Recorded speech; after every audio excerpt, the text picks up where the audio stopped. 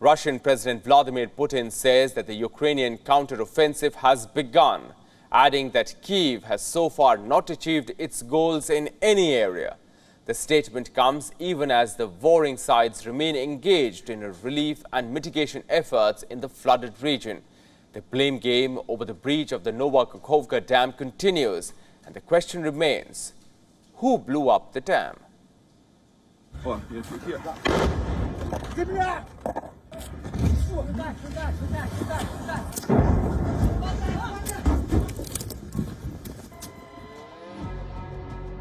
Hundreds of kilometers of land has been submerged underwater, but intense fighting is still going on in the area.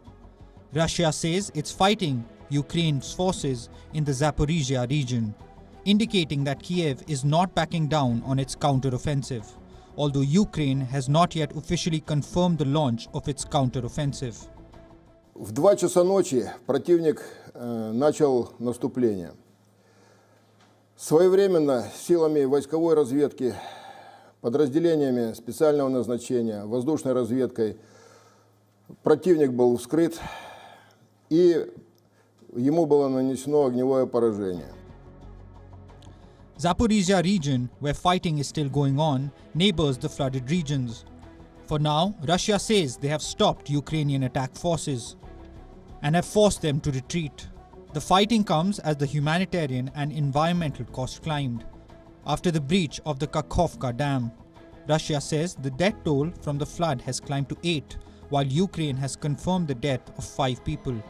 Emergency services on both the sides were racing to rescue people stranded by the flood-swollen waters of the Dnipro. The deluge has forced thousands to flee, while efforts to mitigate the effects of the humanitarian disaster are still on. The accountability for the breach has not yet been ascertained. The dam was breached on Tuesday. Both Russia and Ukraine have blamed each other for causing the catastrophe. Ukraine's Western allies have also blamed Russia for blowing up the dam. Both Russia and Ukraine have compelling reasons to blame each other. Taking up the Russian claims first, Ukrainian side has enough to gain by blowing up the dam. First, the topography benefits them. As we can see, most of the terrain submerged lies on the Russian-controlled left bank. Second, the deluge has compromised the heavy mining of the area that could have deterred a Ukrainian amphibious offensive. Once the floodwaters recede, it would be much more easier for Ukraine to launch an offensive. And these are not just speculations. The Ukrainian military was actually considering and testing this option for long. Moreover, with the Russians distracted in the flooded southern regions, Ukraine has a perfect opportunity to launch an offensive in other areas. More importantly, the Russian side has no reason to destroy the dam, if it could have easily achieved any and all of intended results by simply opening the valves of the dam.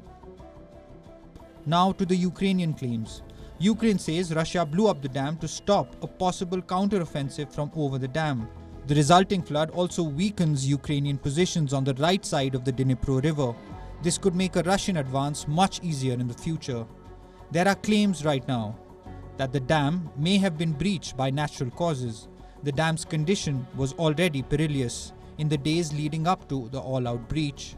Satellite and drone images show a huge leak at the center of the dam. This bolsters the natural cause theory. It could be months before we have a culprit ascertained for sure. Or it may be the case that the mystery remains unsolved forever. Bureau Report, WION World is One.